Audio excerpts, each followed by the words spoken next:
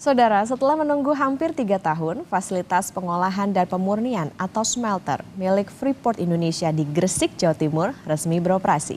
Ini merupakan smelter single line terbesar di dunia dengan kapasitas pengolahan 1,7 juta ton konsentrat tembaga per tahun.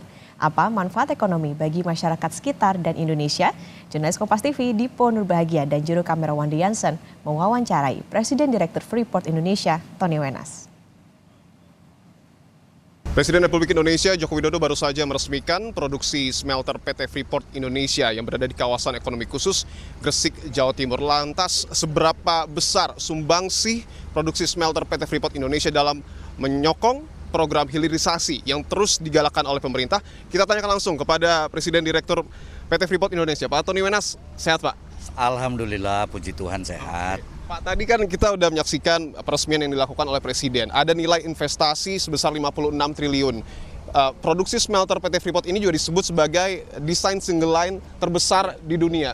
Bisa disederhanakan, Pak, apa yang kemudian nanti akan dihasilkan di smelter ini? Oke, jadi smelter ini akan menghasilkan katoda tembaga, emas batangan, dan perak batangan. Katoda tembaganya 650.000 ton per tahun. Kalau digabung dengan katoda tembaga yang dihasilkan oleh PT Smelting yang juga dimiliki oleh Freeport Indonesia itu 350.000 ton. Jadi kira-kira 1 juta ton. Ini menjadikan PT Freeport Indonesia sebagai perusahaan tambang tembaga terintegrasi hulu hilir terbesar di dunia, Pak.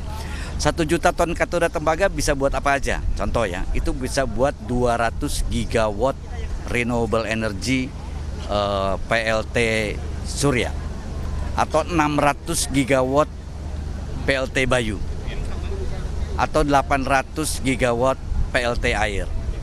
Jadi bayangkan, atau bisa 8.000 Airbus 380. Segitu besarnya kira-kira. Jadi kita perlu bangga bahwa itu ada di Indonesia.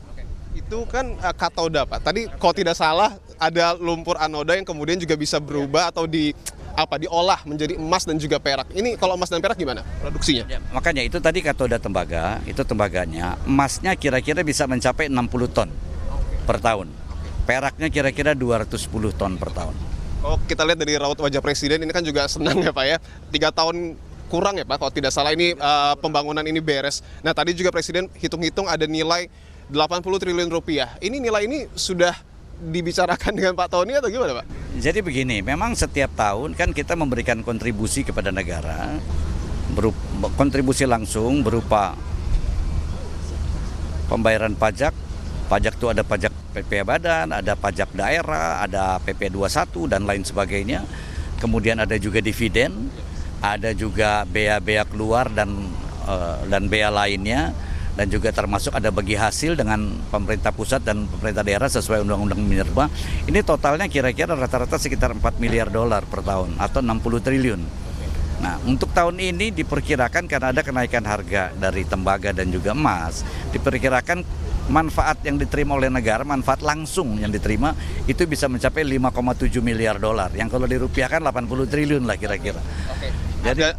Jadi itulah kira-kira apa yang disampaikan oleh Pak Presiden tadi. Ada nilai tambah dari komoditasnya, kemudian juga akan langsung berimpact pada pemasukan negara. Pak, ada juga yang menarik, Pak. Ini kan smelter single line terbesar di dunia di Gresik, Pak. Kemudian apakah ada lapangan kerja yang kemudian bisa mungkin memfasilitasi kesejahteraan di sini, masyarakat sini supaya bisa bekerja mungkin, Pak, di dalam? Jadi kita memang dimanapun kita berada itu prioritasnya adalah penduduk lokal. Lokalnya pertama lokal kabupaten, kalau nggak ada di kabupaten dicari ke provinsi, kalau nggak ada di provinsi baru dicari ke provinsi lain di Indonesia. Jadi begitu pun juga di sini, kita mempekerjakan kira-kira 2.000 orang nanti setelah operasi, tapi pada saat konstruksi itu lebih dari 40.000 secara kumulatif ya. Tapi pada saat operasi penuh itu kira-kira 2.000 orang dan mayoritas dari lokal Jawa Timur. Tidak melupakan warga lokal dan membuka peluang untuk kemudian meningkatkan kesejahteraan mereka. Ini terakhir, Pak, agak politis sebenarnya. Karena mau transisi pemerintahan, komitmen PT Freeport Indonesia untuk kemudian mendukung hilirisasi di pemerintahan mendatang akan sama atau bagaimana? Jadi once kita udah lakukan hilirisasi, ya udah kita nggak bisa pullback. Smelternya sudah jadi, ya kan kita akan memurnikan seluruh produk konsentrat tembaga kita di dalam negeri. Jadi kewajiban hilirisasi dari perusahaan tambang itu adalah menciptakan metal atau logam 99,99%. Dan itu komitmen kita dan kita lakukan. Oke, baik. Siap. Terima kasih banyak Presiden Direktur PT Freeport Indonesia Pak Tony Wenas. Sehat selalu Bapak. Ya, sama-sama. Siap. Itu tadi saudara perbincangan kami dengan Presiden Direktur PT Freeport Indonesia yang menyebut bahwa tentu akan ada nilai tambah dari kemudian komoditas yang diolah dan akan berdampak langsung pada pemasukan negara. Tentu kita harus melihat dan juga mengawal serta memantau bagaimana kemudian komitmen dari negara untuk betul-betul menekankan ataupun berfokus pada proses hilirisasi, karena kita tahu saat ini sedang memasuki fase transisi pemerintahan yang kita harapkan proses hilirisasi tidak hanya berhenti di era pemerintahan Presiden Joko Widodo tetapi juga dapat berlanjut di era kepemimpinan Presiden terpilih Prabowo Subianto. Di Pondok Bahagia, Wandi Jansen Saragi, Kompas TV, Gresik, Jawa Timur.